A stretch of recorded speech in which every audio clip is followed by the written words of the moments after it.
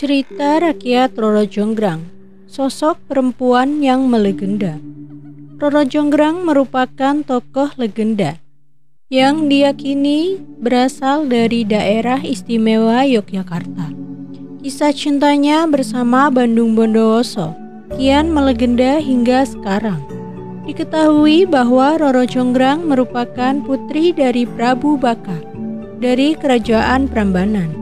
Di suatu pertempuran, sang ayah gugur di tangan Bandung Bondowoso yang saat itu menjadi bagian dari Kerajaan Pengging.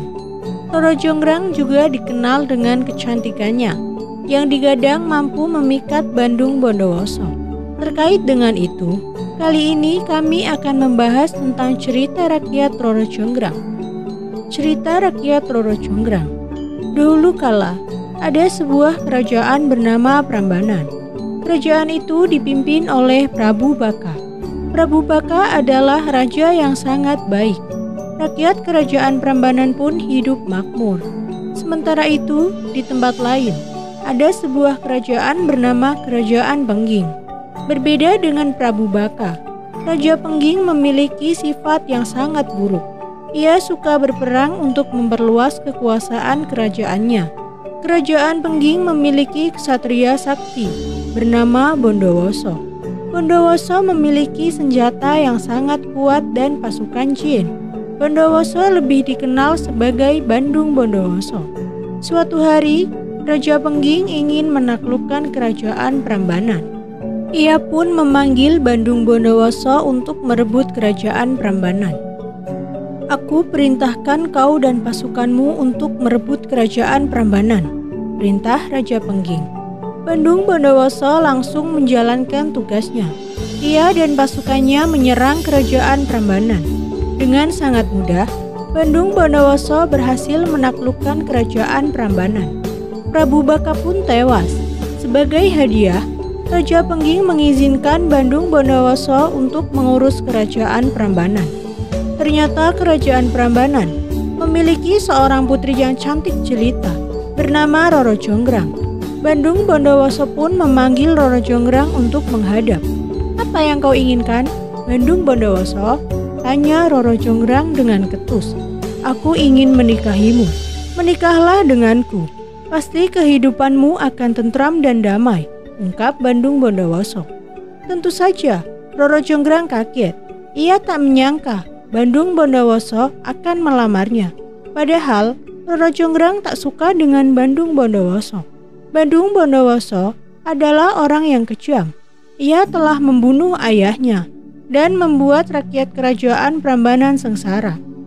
Dengan tegas, Roro Jonggrang menolak pinangan Bandung Bondowoso. Mendengar penolakan itu, Bandung Bondowoso tidak terima. Ia pun mengancam Roro Jonggrang, "Jika kau tidak mau menikah denganku, hidupmu akan sengsara. Semua penduduk desa pun akan kubuat menderita," ancam Bandung Bondowoso.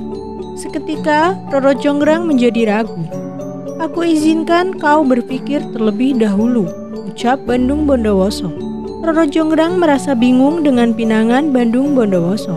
Jika ia tidak menerima pinangan Bandung Bondowoso, rakyatnya akan sengsara. Tapi ia tak suka dengan Bandung Bondowoso.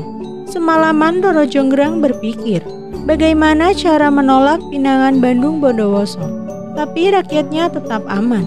Akhirnya, Roro Jonggrang memiliki sebuah ide.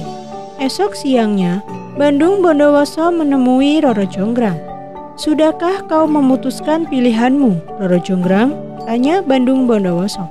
"Baiklah, Bandung Bondowoso, aku mau menikah denganmu, asalkan kau bisa memenuhi syarat dariku," ucap Roro Jonggrang. "Apa syaratmu?" tanya Bandung Bondowoso dengan congkak. "Buatlah 1000 candi dan 2 buah sumur dalam waktu 1 malam," ujar Roro Jonggrang. Ia yakin Bandung Bondowoso tidak bisa memenuhi syaratnya itu. Tanpa berpikir lama, Bandung Bondowoso langsung menyetujui syarat dari Roro Jonggrang. Syarat pertama adalah pembuatan sumur yang dinamakan Sumur Jalatunda. Syarat kedua adalah pembangunan 1000 candi hanya dalam waktu 1 malam. Bandung Bondowoso menyanggupi kedua syarat tersebut. Pertama, ia berhasil menyelesaikan sumur Jalatunda berkat kesaktiannya. Setelah sumur selesai, Roro Jonggrang berusaha memberdaya sang pangeran agar bersedia turun ke dalam sumur dan memeriksanya. Setelah Bandung Bondowoso turun, sang putri memerintahkan Gupala untuk menutup dan menimbun sumur dengan batu. Akan tetapi, Bandung Bondowoso berhasil keluar dengan cara mendobrak timbunan batu berkat kesaktiannya. Bondowoso sempat marah, namun segera tenang karena kecantikan dan bujuk rayu sang putri. Untuk mewujudkan syarat kedua, Bandung Bondowoso memanggil makhluk halus, jin, setan, dan dedemit dari perut bumi. Dengan bantuan mereka, ia berhasil menyelesaikan 999 candi. Ketika Roro Jonggrang mendengar kabar bahwa candi ke-1000 hampir selesai, ia berusaha menggagalkan usaha Bondowoso. Ia membangunkan dayang-dayang istana dan perempuan-perempuan desa untuk mulai menumbuk padi dengan antan, serta memerintahkan agar gundukan jerami dibakar di sisi timur. Suara antan yang bertalu-talu mengesankan bahwa aktivitas subuh telah dimulai. Sementara cahaya dari timur memberi kesan bahwa sebentar lagi matahari akan terbit, sehingga para makhluk halus bersembunyi kembali ke perut bumi. Akibatnya, hanya 999 candi yang berhasil dibangun sehingga usaha Bandung Bondowoso gagal. Setelah mengetahui bahwa semua itu adalah hasil kecurangan dan tipu muslihat Roro Jonggrang, Bandung Bondowoso amat murka dan mengutuk Roro Jonggrang agar menjadi batu. Sang putri berubah menjadi arca terindah untuk menggenapi candi terakhir. Menurut kisah ini, situs Ratu Baka di dekat Prambanan adalah Istana Prabu Baka, sedangkan 999 candi yang tidak selesai kini dikenal sebagai Candi Sewu. Dan Arca Durga di ruang utara Candi Utama di Prambanan adalah perwujudan sang putri yang dikutuk menjadi batu dan tetap dikenang sebagai Roro Jonggrang yang berarti gadis yang ramping. Penggambaran legenda Roro Jonggrang dalam Perangko Republik Indonesia tahun 1998. Legenda ini adalah dongeng atau cerita rakyat yang menjelaskan asal mula yang ajaib dari situs-situs bersejarah di Jawa, yaitu Keraton Ratu Baka, Candi Sewu, dan Arca Durga di ruang utara Candi Utama Prambanan. Meskipun candi-candi ini berasal dari abad ke-9, akan tetapi diduga dongeng ini disusun pada zaman yang kemudian, yaitu zaman Kesultanan Mataram. Tafsiran lainnya menyebutkan bahwa legenda ini mungkin merupakan ingatan kolektif samar-samar masyarakat setempat mengenai peristiwa bersejarah yang pernah terjadi di kawasan ini, yaitu peristiwa perebutan kekuasaan antara Wangsa Sailendra dan Wangsa Sanjaya untuk berkuasa di Jawa Tengah. Prabu Baka mungkin dimaksudkan sebagai Raja Samaratungga dari Wangsa Sailendra, Rakai Pikatan sebagai Bandung Bondowoso, dan Pramodawardhani, Putri Samaratungga, sekaligus istri Rakai Pikatan, sebagai Roro Jonggrang. Peristiwa bersejarah sebenarnya adalah pertempuran antara Balaputra Dewa melawan Pramodawardhani yang dibantu suaminya Rakai Pikatan, yang akhirnya dimenangi Rakai Pikatan dan mengakhiri dominasi warga Sailendra di Jawa Tengah. Mitos Candi Prambanan. Misteri kutukan perawan tua Bandung Bondowoso. Salah satu tokoh masyarakat setempat, Raksono, mengatakan karena tahu adanya koalisi antara Roro Jonggrang dan gadis desa, Bandung Bondowoso ini pun mengutuk para gadis di sana tak laku kawin alias perawan tua. Mitos perawan tua ini berlaku di kampung Telogo Elor dan Telogo Kidul hingga wilayah Bugisan maupun desa Kebon Dalem yang berada di sisi utara timur laut Komplek Candi Prambanan. Di sisi timur Komplek Candi terdapat dua desa, yaitu Desa Telogo dan Bugisan, Prambanan Klaten, Klaten, Jawa Tengah. Mitos perawan tua karena terkena kutukan Bandung Bondowoso itu sudah dari dulu zamannya Simbah. Perempuan usia kepala 4 atau 5 belum menikah juga ada di sini. Kata Raksono ditemui belum lama ini. Meski begitu, pria yang sudah berumur lanjut ini meminta jangan langsung mengaitkan perawan tua yang belum berkeluarga dengan mitos kutukan Bondowoso. Dia membeberkan pria bujang yang belum menikah di usia 40 tahun hingga 50 tahun juga ada. Pria bujang belum menikah juga banyak. Tak sedikit pula remaja menikah pada usia dini, ujarnya. Hanya mitos seperti kisah kandasnya cinta Bondowoso pada Jonggrang yang berhembus hingga kini. Raksono menyebut, jodoh itu ada di tangan Tuhan Yang Maha Esa.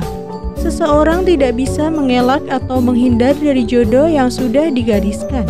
Sebagai contoh, sepasang kekasih sudah lama menjalin asmara, kemudian putus di tengah jalan.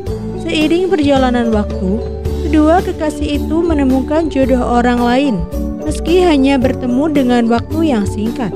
Jodoh, rezeki, hidup, dan mati, itu semua di tangan Tuhan. Kita sebagai hambanya hanya menjalani hidup. Diibaratkan dunia pewayangan, ada dalangnya, dan kita sebagai wayang menjalani cerita atau lakon, paparnya. Begitu pula dengan adanya mitos putus jalinan bagi sepasang kekasih yang belum menikah mengunjungi Candi Prambanan.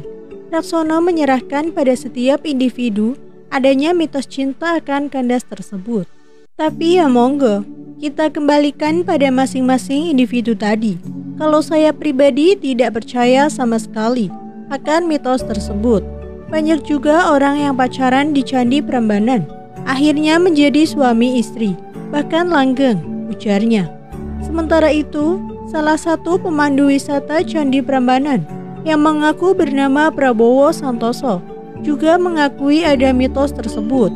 Namun dia menegaskan bahwa perawan tua bukan karena kutukan Bondowoso, sedangkan putus cinta karena pernah berpacaran di Candi Prambanan. Tidak benar, saya nggak tahu banyak soal mitos-mitos itu. Dengar iya, nggak benar kalau berpacaran di Candi Prambanan menyebabkan putus cinta. Perawan tua juga bukan karena kutukan Bondowoso, terangnya saat ditemui di depan loket masuk Candi Prambanan.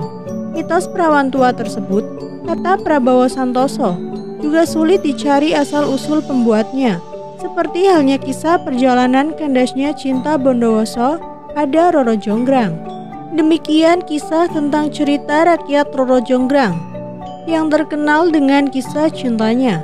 Pada akhirnya, Roro Jonggrang tetap enggan menerima pinangan Bandung Bondowoso dan berakhir menjadi candi ke-1000 untuk melengkapi candi permintaannya sendiri. Tetap dukung channel kami dengan cara klik like, komen, dan subscribe.